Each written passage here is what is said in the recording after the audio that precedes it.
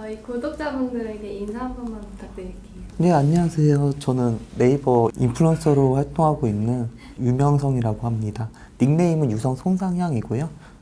게임 분야에서 활동하고 있습니다. 카피라이터로 활동하고 있는 박대리입니다.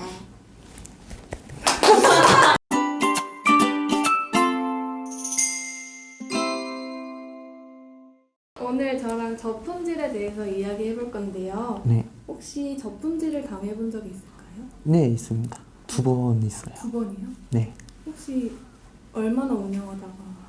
저는 한 1년 운영하다가 걸렸었고, 그리고 그 다음에 2년 전에 걸려서 지금까지 계속 저품질입니다. 혹시 기분이 어떠셨어요? 그때 부산 해운대 가서 네, 기분을 풀고 왔습니다. 네, 바다 보면서요. 그 블로그 저품질 확인 방법에 대해 여쭤볼 건데요. 네. 혹시 블로그 저품질 확인을 사이트에서 돈을 주고 하는 경우도 있다고 하는데 네. 혹시 자가진단법은 없을까요? 자가진단법으로는 그 글의 제목을 그대로 네이버 검색칸에다가 써 봤는데 그게 3페이지 안에 안 뜬다. 그러면 3페이지 저품질의 가능성이 크고요. 그리고 그게 아예 뜨지 않을 경우에는 아예 그냥 블로그로서의 기능이 잃었다고 보시면 됩니다. 제목을 통으로 검색해보고 안 뜨면 네, 맞습니다. 혹시 다른 방법은?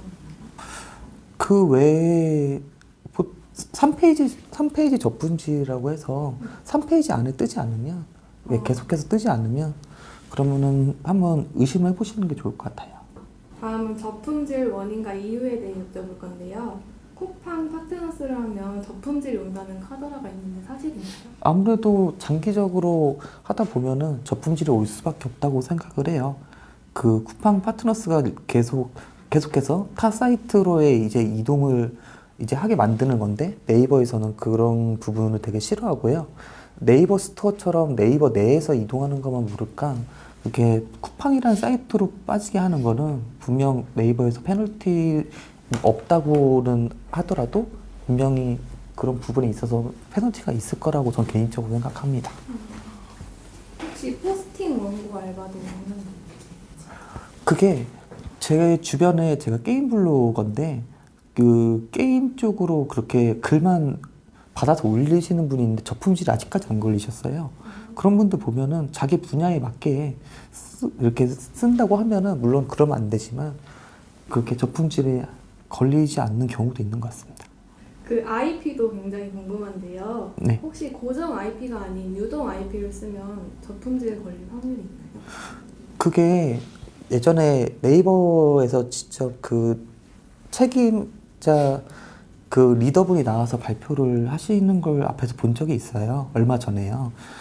IP가 이제 똑같거나 근데 여러 아이디 쓰면은 이제 저품질에 걸린다. 아니면은 여러 IP를 쓰면은 저품질에 걸린다. 이런 부분에 있어서 이거는 정말 말도 안 되는 말이라고 이렇게 리더분은 말씀하셨는데 네이버에서도 요즘 같이 와이파이를 쓰면 IP가 바뀌고 PC방 가서 로그인만 해도 IP가 바뀌는데 그런 부분에 있어서는 절대 그 블로그 품질에 문제가 그 업계 운영하고 있다고 그 리더분이 직접 말씀하셨고요. 이 부분은 이제 이제 개인적으로는 맞는 말이라고 생각은 드는데 그 리더분도 마지막에 심할 정도가 아니라고 하면은 이렇게 말씀하신 걸 봐서는 아마 그 IP 하나로 한 네이버 아이디 한 50개 이상 돌리지 않는 이상은 크게 문제가 없을 거라고 생각을 합니다. 다음은 블로그 저품질 탈출법에 대해 여쭤볼 거예요. 네. 블로그 저품질을 탈출하는 방법이 있을까요? 이게 참 애매해요. 왜냐하면 제 주변에 블로그 강의하시는 분들도 되게 많으신데 저품질에 관해서는 다들 이제 생각이 다르셔서 근데 저 같은 경우 첫 번째 저품질에 빠졌을 때 글을 하루에 하나씩 썼고 저랑 같이 걸렸던 나머지 두 분은 한 분은 아예 글을 안 썼고 한 분은 가끔씩 글을 썼는데 같은 날에 풀렸어요. 같이 걸려서. 그거 보면은 시간이 지나면 자연스럽게 풀리는 거라고도 생각을 하는데 지금 제가 블로그가 지금 저품질이 걸린 지 한 2년에서 3년째 되는데 안 풀리는 거 보면은 또 시기가 있는 게 아닌 또 그런 부분이 있어서는 정확한 정답은 없는 것 같습니다. 그럼 저품질 되고 나서 글을 쓴다고 하면 네. 어떤 주제로 쓰는 걸까요? 보통 일상글이나 아니면 그냥 평소에 쓰던 대로 이렇게 많이 쓰시더라고요. 저도 그랬고요. 그럼 글 일부를 삭제하거나 수정하는 것도 도움이 될 수 있을까요? 이거는 글 수정을 하셔도 되고 네이버 그때 발표 때 네이버 이제 한성숙 대표님까지 지금 물론 대표님이 바뀌셨지만 와서 이제 말씀하셨는데 너무 블로거들이 안타까운 게 수정을 하면은 그 저품질에 걸리는데 품질 떨어진다고 수정 버튼조차 누르지 못하는 부분에 대해서 정말 너무 너무 슬퍼하시더라고요. 그 대표님이랑 그리고 그 블로그 이제 보통 네이버에서는 리더라고 하거든요.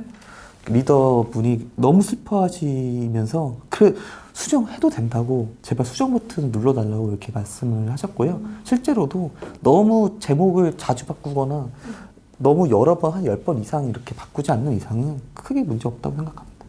그러면 아예 초기화를 하는 방법은 어떻게 생각하세요? 그거를 저는 해본 적이 초기화는 없어서 저는 그 부분은 제가 경험을 해보진 못했지만 근데 초기화를 하면은 그 품질 상태는 그대로 간다고 이렇게 하더라고요. 저품질이면 저품질인 상태로 그리고 최적화 상태면 최적화 상태로 그대로 가는 거로 우선은 알고 있습니다. 저품질된 블로그를 네. 복구하는 게 나을지 아니면 새로운 계정으로 다시 시작하는 게 나을지 저도 처음에는 한 4, 5개월 동안 3페이지 저품질 때문에 고생을 했었어요. 근데 그때는 이제 풀려서 그냥 운영하는 게 좋겠다라고 생각을 했는데 지금은 2, 3년째 안 풀리는 거 보니까 새로 키우는 게 낫다고 생각합니다. 그러면 만약에 저품질을 탈출했다고 가정했을 때 네. 블로그를 최적화하는 방법이 있을까요?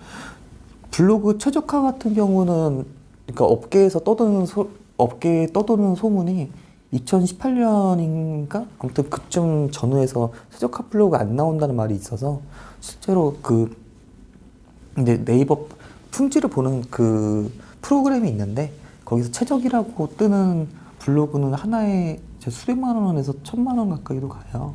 그래서 지금은 최적화가 거의 안 나온다고 보시면 되고 예, 요즘에는 거의 안 나온다고는 하는데 아무튼 저도 약간 그런 느낌을 많이 받습니다.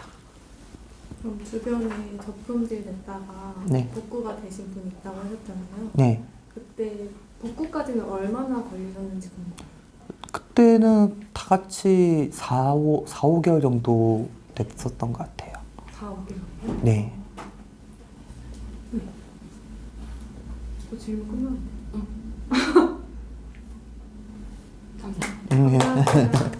하나, 둘, 셋. 지파.